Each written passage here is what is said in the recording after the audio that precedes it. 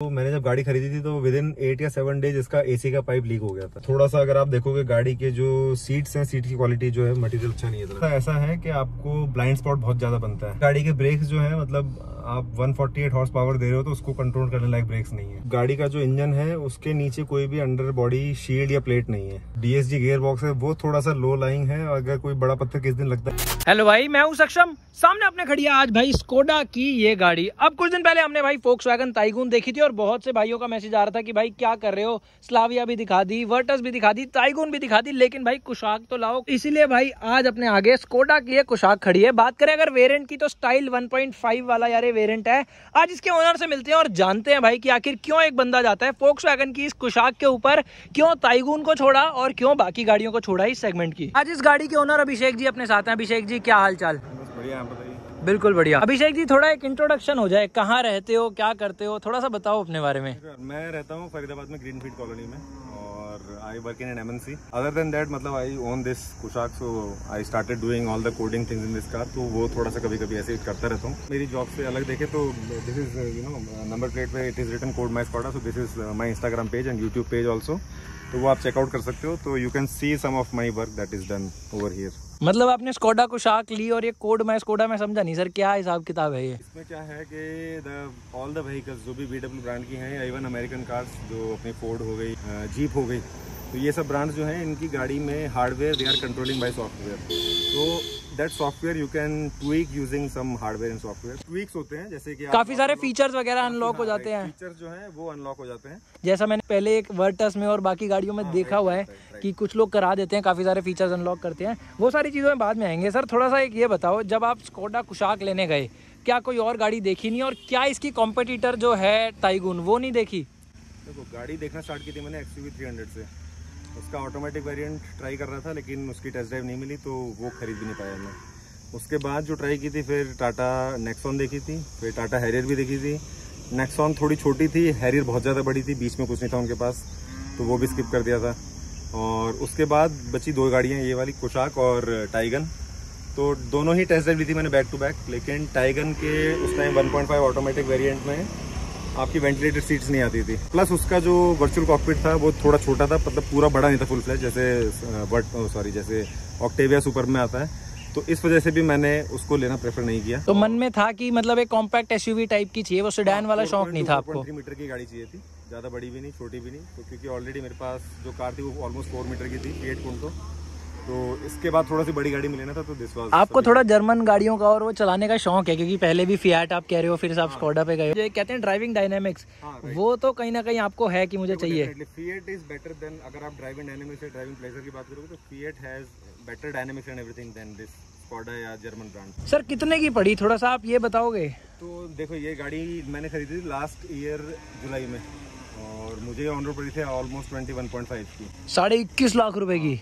This is 1.5 with automatic और उस time 6 air bag आगे थे। और जब मैंने गाड़ी खरीदने वाला था उस टाइम ये मतलब 1.5 विद जो एनालॉग डायल है, सब वूफर एंड ऑल 10 इंच वाला सिस्टम, ये लास्ट मॉडल था वहाँ शोरूम पे। और जो नया वाला था इसमें 8 इंच का स्क्रीन आने लग गई थी, उसमें वो डिस्काउंट दे रहे थे 30-40,000 और उसमें फिर वायरलेस कनेक्टिविटी नहीं थी, वूफर नहीं था। तो इस वजह से मैंने उसको डिस्कार्ड कर दिया, मतलब कैंसिल कर दिया। और ये इस पर डिस्काउंट मेरे को मिला नहीं।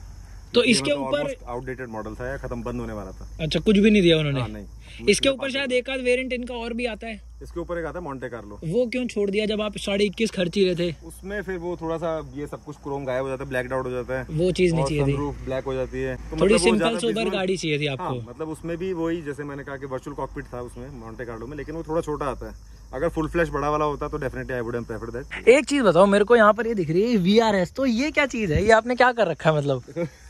अगर आप 1.0 1.5 में देखोगे तो विजुअली कोई डिफरेंस नहीं है। हाँ। अगर आपको पता करना है तो या तो आपको बोनट ओपन करना पड़ेगा या आपको पीछे झुक के टेल पाइप देखने पड़ेंगे, एक ही दो है। बिल्कुल। तो जस्ट उसी से डिफरेंशिएट करने के लिए कि 1.05 में तो एक ये बैच मैंने ऑर्डर किया था, बैच फ्रंट वाला भी रियर वाला भी अमेजोन से, तो वो मैंने खुद फिट कर लिया। थोड़ा टाइगून में ये हो जाता है, लगता है कि इट इज मतलब हाँ it is not 1.0, it is 1.0। मतलब वो है कि मैंने बेस मॉडल नहीं ली, मैं टॉप चला रहा हूँ, ये दिखाने के लिए बेसिकली। जैसे VW टाइगन और वर्टस में GT लिखा था, हाँ, इसमें उन लोगों ने ऐसा कोई डिफरेंशिएट नहीं कर रखा। बाहर से कोई समझ ही नहीं सकता, पता चलता आपको क्या है गाड़ी। तो VRS से थोड़ा दिख जाए इसको लगा दिया। ऑल्दो अभी गाड़ी उतनी ही है हॉर्स पावर जितने कंपनी से आती है, अगर थोड़ा सा और ट्यून होके बढ़ जाएगी तो डेफिनेटली ये बैच उसको प्रॉपर जस्टिफाई करेगा। तो कोई प्लान है आपका ट्यून कराने का इसको या भी नहीं? तो सच कोई मतलब ट्यून आया ही नहीं है मार्केट में इसका 1.5 का, अदरवाइज आई वुड प्रेफर मतलब going the line down the line.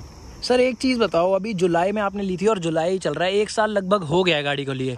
1 साल में अच्छा खासा आपको आइडिया हो गया गाड़ी क्या है, किस चीज़ के लिए ली थी और क्या उसने आउटकम निकाल के दिया है। कैसी लगी आपको गाड़ी, बात करें परफॉर्मेंस की, चलने के हिसाब से, या फिर जो आपके दिमाग में थी क्या उस पर खरी उतरी है, या फिर कहीं ना कहीं आपको लगता है नहीं यार कुछ चीज़ें हैं जो गलत हैं और अच्छी होनी चाहिए थी इस गाड़ी में? जब मैं लेने गया था मार्केट में तो मारुति हुंडई डेफिनेटली आप प्रेफर नहीं करोगे किया, क्योंकि लाइट बॉडी है, सब कुछ लाइट है, नो डाउट वो फीचर्स और आपको थोड़ा सा गाड़ी का साइज़ बढ़ा देते हैं। बट अगेन अगर आप थोड़ा सा सेफ्टी की बात करोगे तो आफ्टर फिएट मतलब आप जनरली दूसरी ब्रांड पे नहीं जाओगे। कुछ नहीं था तो फिर I would have to go for this. Build quality तो जब मैंने खरीदी तो मुझे नहीं लगता था 4 स्टार मिलेंगे, but again they got 5 star, तो इट इज़ फाइन। तो जो DSG गियर बॉक्स है इसका, उसका रिस्पांस कैसा है? कोई लैग वगैरह या कोई जर्क फील हुआ है, कोई नेगेटिव साइड लगी है या ठीक लगता है गाड़ी के हिसाब से? देखो एक नेगेटिव है, एक तो कि अगर आप गड्ढों में चल रहे हो, रोड खराब है, जैसे अगर स्लो स्पीड पे चल रहे हो, D2 गियर में आप 15 के आसपास स्पीड पे हो तो एकदम से जर्क लगेगा, D2 से D1 में आ जाती है, तो वो एक जर्क फील होता है। इवन गियर बॉक्स में से भी छोटी सी आवाज़ आती है, आपको पता लग जाता है कि वो गियर डाउन शिफ्ट हो गया। ओके, तो एक वो छोटा सा प्रॉब्लम है DSG का। अदर देन दैट अगर आप देखोगे तो मतलब अगर आप स्मूथ रोड पे चल रहे हो तो आपको गियर शिफ्ट नहीं पता चलेंगे, चाहे आप आराम से एक्सीलरेट करो या काफ़ी एकदम रैपिड एक्सीलरेशन करो, तो दैट इज़ फाइन। बट एक छोटा सा डाउन साइड वही है कि जो जर्क फील होता है। चलते हैं भाई गाड़ी के अंदर, और अगर बात करें मेन इंटीरियर की तो सबसे पहले सर मैं आजकल देख रहा हूँ GFX मैट बहुत चल रहे हैं, सारी गाड़ियों में मेरे को यही लगे दिखते हैं। देखो थोड़ा बहुत लाइट वेट है ये और इजी टू मेंटेन, आपको सीधे निकालनी, बाहर फेंकनी है, साफ करो वापस लगा दो। जो 7D और वो सब आती है वो बहुत ही ज्यादा ऑक्यूपाई करती है स्पेस, उसको साफ करना ही मुश्किल होता है थोड़ा सा। ये तो प्योर प्लास्टिक रबड़ है, मतलब मिक्स है, तो बहुत लाइट है, इजी टू क्लीन है। ठीक है, अब आते हैं सर गाड़ी के ऊपर। इंटीरियर की अगर बात करें तो कुछ इस तरीके का हमें देखने को मिल जाता है। अब मेरे को जो चीज लगी है स्लाविया, और इसमें ना बैठकर स्लाविया में बस वो गोल दिया हुआ है और इसमें थोड़ा सा ये शेप है। प्लस इसका एक नुकसान भी है कि ये जो पार्ट्स हैं, हाँ, ये कंपनी ने अलग से चिपकाए हैं। अच्छा, तो ये ऐसे ऐसे आवाजें करते हैं। ये रैटलिंग नॉइस है ये तो इसमें सर, ये स्कोडा में रैटलिंग, ये क्या हो रहा है? ये भाई ध्यान से सुनो सर, ये चीज यही इस गाड़ी का नुकसान है कि मतलब आपने 21 लाख खर्चे हैं, लेकिन आपको अंदर से जो फिनिशिंग या फिर थोड़ा बहुत जो प्लास्टिक क्वालिटी है वो मारुति वाली मिलती है, और हम एक्सपेक्ट नहीं करते स्कोडा जैसी कंपनी से ये चीज। बाकी एक बात बताओ सर, अभी तक कितनी गाड़ी चल चुकी है वाली? देखो अगर आप देखोगे तो ऑलमोस्ट 16,600 चल गई है अभी तक। 16,600, यानी कि शुरू की जो 3 फ्री सर्विस होती है वो इस गाड़ी की हो चुकी है। 3 तो नहीं, स्कोडा वाले कहते हैं you come directly after 1 year 15,000। Okay, वो VW में है कि वो फर्स्ट 1 मंथ 1000 वाली, 6 महीने 7,500 वाली करते हैं, तो इसमें नहीं है वो, इट्स ऑल 1 ईयर 15,000 किलोमीटर। तो आपने जो सर्विस इसकी कराई है उसकी क्या कॉस्ट आई सर आपको? फिर देखो मैंने सर्विस वैल्यू पैकेज ले रखा था, तो मैंने कुछ भी एक्स्ट्रा पैसा नहीं दिया उनको, सिर्फ अलाइनमेंट का पैसा दिया, शायद 600-650 रुपए। उनकी SMP में या सर्विस वैल्यू पैकेज में जो गाड़ी का इंजन एयर फिल्टर है वो कवर नहीं है। ओके, तो वो मैंने बोला कि मुझे नया ही लगा के दो, बिकॉज वो 15,000 kilometre is more than sufficient एक फिल्टर के लिए। तो मैंने उसका भी 330 समथिंग कुछ पैसा पे किया था, तो इतना ही बिल आया है। मतलब टोटल बिल क्या रहा है? 938-940 रुपए था। अच्छा, वो सर्विस पैकेज की वजह से? पैकेज देनी थी, क्योंकि मैं उसका 24,000 शायद 4 साल का ऑलरेडी दे चुका हूँ, और 21.5 में वो इंक्लूडेड है? हाँ, वो उसमें इंक्लूडेड था। ठीक है, अगर सर्विस पैकेज हटा दे, और क्या आपने वारंटी, एक्सटेंडेड वारंटी भी ली है इसमें? वो भी ले रखी, 4+2 2 ईयर्स एक्सटेंडेड। तो अगर ये दोनों चीजें हटा दे फिर ये गाड़ी कितने की पड़ रही थी आपको? 45 से 50,000 और कम कर सकते हो, लेकिन इसमें से एक चीज इन लोगों ने मुझे कॉम्प्लीमेंट्री दी थी। ठीक है, एक का पैसा मुझे पे करना पड़ा था। अच्छा, मतलब मोटा मोटा वो 50,000 रुपए एक्स्ट्रा है, वरना 21 की पड़ती है आपको ये? हाँ, वो तो है। आफ्टर सेल्स तो चलो सर एक तरफ है स्कोडा की और फोक्सवैगन की। अगर आप फिएट या जीप या स्कोडा VW देखोगे, तो अगर आप ऑलरेडी गाड़ी ऑन कर रहे हो तो आप इस चीज में नहीं पड़ोगे कि आपको आफ्टर सेल्स या फिर आपको जब बेचने जाओगे तो कितना पैसा मिलेगा। वो वाला पार्ट आपको चाहिए तो डेफिनेटली गो फॉर मारुति और हुंडई। ये बात सर ने सही बोली है बिल्कुल, कि अगर आपको आफ्टर सेल्स और वो सारी चीजें देखनी है तो फिर ये कंपनी आपके लिए नहीं है। बाकी सर एक्सपीरियंस कैसा रहता है सर्विस का, अगर बात करें कस्टमर हैंडलिंग का, और टाइम कितना लेते हैं, वो सारी चीजें आपको कैसी लगी स्कोडा की? ये लोग सर्विस सेंटर वाले कहते हैं कि आप हमें फोन कर दो, एक दिन पहले आपको अपॉइंटमेंट दे देंगे, हमारा ड्राइवर आएगा, गाड़ी पिक करके ले जाएगा, सर्विस करके शाम को छोड़ भी जाएगा। बट मैं जनरली सर्विस कराने खुद जाता हूँ, तो अपने सामने ही कराता हूँ मैं। तो मैं सुबह 10 बजे पहुंच गया था और दोपहर को करीब 1:30 बजे, मतलब लंच के आसपास फ्री हो गया था वहां से। 3-3.5 घंटे में? 3-3.5 घंटे में, क्योंकि वॉशिंग ही होती है थोड़ा, जिसमें टाइम लगता है, क्योंकि गाड़ियां बहुत लगी होती है वॉशिंग के लिए।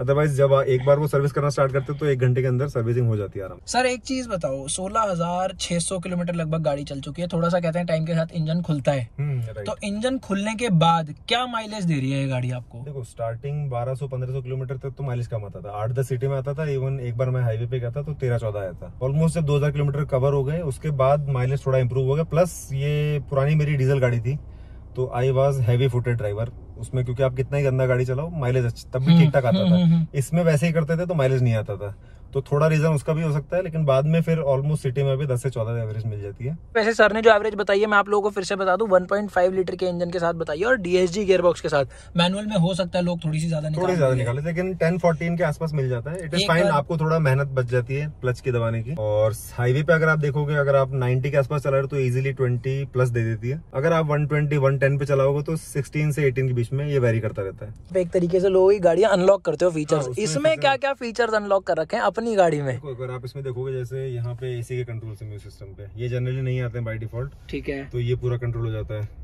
सिमिलरली यहाँ होम स्क्रीन पे जाओगे तो एक स्पोर्ट्स मेन्यू आता है। अच्छा, ये पूरा आता ही नहीं है? ये नहीं आता है, डिस्प्ले आता ही नहीं है। तो ये भी आपको दिखाता है रियल टाइम पे आप एक्सीलरेटर दबा रहे हो, टर्बो बूस्ट कितना प्रेशर बना रहा है, RPM, speed, gear, display. Similarly of road menu भी है, ये भी नहीं आता है, तो ये भी आपको वैल्यूज दिखाता है जो कि अगर आप देखना चाहो तो। और स्कोडा की जो थीम आती है जनरली वो येलो कलर की आती है। अगेन वो भी आप रेड कर सकते हो चेंज।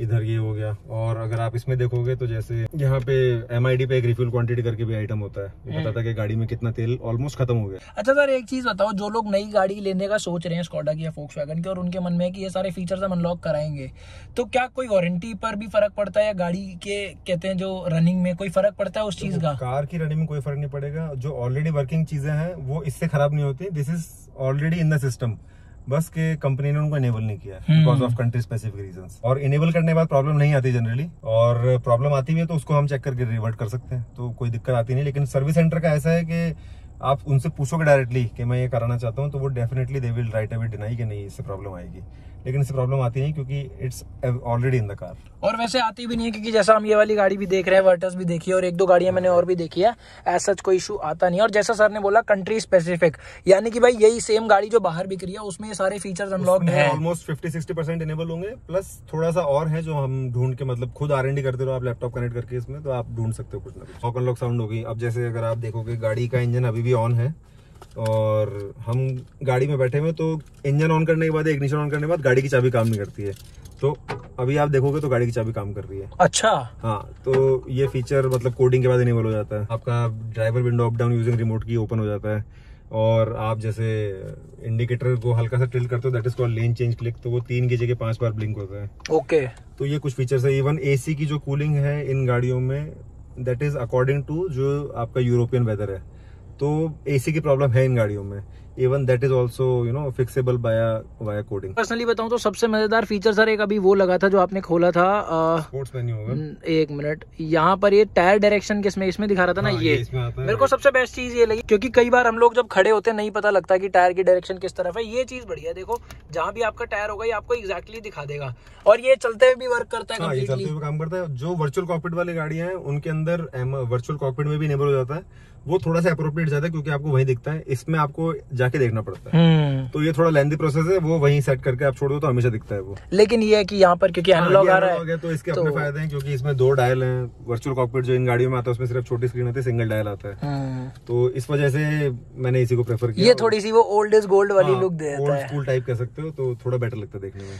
ठीक है भाई, बाकी गाड़ी की अगर बात करें इंटरनली तो यार कुछ इस तरीके का इंटीरियर मिलता है और यहाँ पर सनग्लास होल्डर तो मिसिंग है। इसके प्लास्टिक्स जो है, ये बॉटल होल्डर, ये एकदम ब्लैंड है, मतलब प्लास्टिक है, तो आप कुछ भी रखोगे इसमें बचता है वो। तो अपार्ट फ्रॉम ऑल दिस आपको कोई और दिक्कत भी लगी है गाड़ी में मेजर? मेजर तो मैंने जब गाड़ी खरीदी थी तो विदिन 8 या 7 डेज इसका AC का पाइप लीक हो गया था। अच्छा, तो गाड़ी खरीदी थी, उसके बाद कुछ दिनों में ही ऐसा हाल हो गया, तो मुझे लगा मतलब क्या ले लिया है, डिसीजन गलत हो गया। डिसीजन गलत, मतलब चलो सर्विस सेंटर गया मैंने, वहां उनको बोला कि इसका पार्ट ये चेक करके बताओ। उन्होंने बताया कि पाइप लीक हो गया है और ये पाइप आने में पुणे से 6 से 7 दिन लगेंगे। अच्छा, तो जो कि बहुत ही सस्ता पार्ट है, 1500 2000 का, लेकिन उसके बावजूद भी कंपनी वालों का कहना था कि इसमें 6-7 दिन लगेंगे, और जो कि ये पार्ट रनिंग वाला है तो इनके पास होना चाहिए। तो थोड़ी सी VW स्कोडा की पॉलिसी पार्ट्स रखने में बेकार है, मतलब शोरूम या सर्विस सेंटर की। और उसके अलावा थोड़ा सा अगर आप देखोगे गाड़ी के जो सीट्स हैं, सीट की क्वालिटी जो है, मटेरियल अच्छा नहीं है इतना। मतलब अगर आप सेम चीज किया हुंडई में देखोगे तो उनका जो लेदर का मटेरियल है बहुत ही, मतलब इनका लेदर थोड़ा सा मेरे को पर्सनली पतला भी लगता है, जो टाइम के साथ खराब हो जाता है। आप जैसे बैठ के उठोगे तो आपके निशान डिजाइन बन जाता है उसका। हाँ, थोड़ा सा दिक्कत है। कार में लंबर सपोर्ट नहीं मतलब सीट में, ऑल्दो मैंने यहाँ कुशन लगा रखा है एक जोड़ के, अगर आप देखोगे तो सीट को खोल के अंदर से हाथ डाल के यहाँ पे मैंने कुशन लगा रखा है। सर क्या क्या कर दिया गाड़ी में आपने? जिसको पता है कि क्या क्या चीजें गाड़ी में होनी चाहिए, अगर कंपनी नहीं दे रही तो खुद कुछ ना कुछ तो करना पड़ेगा। इसका जो ORVM का डिजाइन है थोड़ा सा ऐसा है कि आपको ब्लाइंड स्पॉट बहुत ज्यादा बनता है, तो ये मतलब डिजाइन ऐसा है, इसको थोड़ा नीचे की तरफ से चौड़ा होना चाहिए था तो थोड़ा और व्यू बढ़ जाता अच्छा। और गाड़ी के ब्रेक्स जो है मतलब आप 148 हॉर्स पावर दे रहे हो तो उसको कंट्रोल करने लायक ब्रेक्स नहीं है। अच्छा, हाँ, थोड़े से मतलब आपको ABS का जडर फील होता है और ब्रेकिंग इतनी सफिशिएंट कह सकते हो या फिर ब्रेकिंग मतलब स्पॉट ऑन नहीं है। आज के टाइम पे तो ग्रैंड विटारा जैसी गाड़ी भी 4 डिस्क दे रही है, तो इसमें मेरे को लगता है चारों में आनी चाहिए, इसमें 2 ही देते हैं या फिर एटलीस्ट मटेरियल ऐसा यूज करते हैं। ABS का मॉड्यूल शायद उसी में थोड़ी दिक्कत है कि वो ढंग से नहीं कर पा रहा है काम जो उसको करना चाहिए, मतलब हाई स्पीड पे उतनी कॉन्फिडेंस नहीं है। अगर आप मतलब इस वजह से मैं इस गाड़ी को 90 के ऊपर नहीं चलाता हूँ। इवन एक्सप्रेस में हो तो ऑलमोस्ट 110-115 चलाता हूँ, लेकिन अदरवाइज तो मतलब आई वोंट सजेस्ट कि आप इन नई गाड़ियों में थोड़ा तेज चलाओ क्योंकि braking is not very good. एक और देखो छोटी सी तो प्रॉब्लम है, छोटी भी नहीं मतलब उसको बड़ी भी कह सकते हो, कि गाड़ी का जो इंजन है उसके नीचे कोई भी अंडर बॉडी शील्ड या प्लेट नहीं है। तो जो DSG गियर बॉक्स है वो थोड़ा सा लो लाइंग है, अगर कोई बड़ा पत्थर किस दिन लगता है तो वो गियर बॉक्स जाएगा काम से। मतलब नीचे कोई प्रोटेक्टिव शील्ड दी नहीं है, कुछ भी नहीं, खाली है एकदम। ये सारी चीजें मैं नहीं एक्सपेक्ट करता स्कोडा से। 20-21 लाख दे रहे हो तो डेफिनेटली कुछ चीजें तो एटलीस्ट मिलनी चाहिए आपको। और ये सारी चीजें तो Hyundai Kia तक आजकल दे के दे रहा है, सब गाड़ी में आती है। वो चाहते हैं कि इंजन फटने की नौबत ना है, लेकिन इन लोगों को मतलब वही है कि इन्होंने गाड़ी की टेस्टिंग इंडिया में नहीं करी है, सब यूरोप के हिसाब से हुई है, तो दिक्कत वहीं आती है सबसे बड़ी एक बार। बाकी म्यूजिक सिस्टम बताओ, यहाँ पर मैं देख रहा हूँ ये स्कोडा का कुछ लगा हुआ है, स्कोडा साउंड, तो ये कैसा लगता है आपको? देखो म्यूजिक सिस्टम डेफिनेटली बेटर है, और जो कोडिंग के बाद एक बीट्स ऑडियो करके ट्वीक होता है वो it improves the base and overall music quality, तो उसके बाद थोड़ा साउंड और अच्छा लगता है। तो मतलब मेरी वाइफ जनरली 30 जिसका फुल वॉल्यूम है उसी पे गाने सुनती है, मैं थोड़ा कम पे सुनता हूँ, लेकिन हाँ definitely it is very much better than stock. इतने रखते हैं अपनी आज की इस वीडियो को। Thanks a lot Abhishek sir, आपने इतना टाइम दिया। और आप लोगों को भाई वीडियो कैसी लगी नीचे कमेंट्स में बताना जरूर, अपने व्यूज जो भी हैं गाड़ी के ऊपर या फिर वीडियो के ऊपर नीचे जरूर शेयर करना, लाइक करना भाई वीडियो को, शेयर करना अपने दोस्तों के साथ। और जैसा सर का चैनल है और पेज है कोड बाय स्कोडा करके, आप लोग वो भी जरूर विजिट करना, मैं डिस्क्रिप्शन में दोनों के ही लिंक्स डाल दूंगा। साथ ही साथ भाई आपको अगर कोई भी फोक्सवैगन की या फिर स्कोडा की, या जैसा सर ने बोला अमेरिकन और जर्मन गाड़ियां, स्कोडा, ऑडी, BMW, मिनी और फोर्ड, और ये सारी अगर जीप भी, अच्छा जीप भी आने वाली है, तो ये सारी अगर आपको थोड़े से कोड करानी हो, जैसा फीचर्स अनलॉक कराने हो, तो आप लोग कॉन्टैक्ट कर सकते हो। इतने रखते हैं भाई आज की अपनी इस वीडियो को, यहाँ तक वीडियो देखिए। थैंक यू सो मच भाइयों।